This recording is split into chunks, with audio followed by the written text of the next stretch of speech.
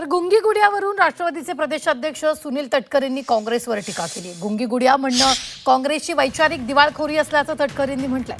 तसंच दिलगिरी व्यक्त करून विषय संपत नसल्याचंही तटकरेंनी यावेळी बोलताना म्हटलं।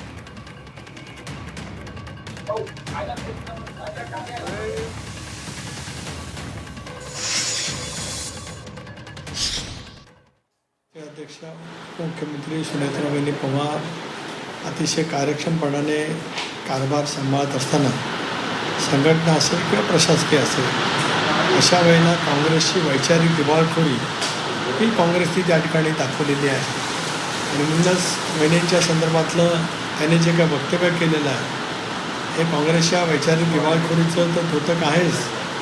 प्रदेश राष्ट्रवादी काँग्रेस पक्षाचा अध्यक्ष म्हणून मी त्याचा निषेध करतो।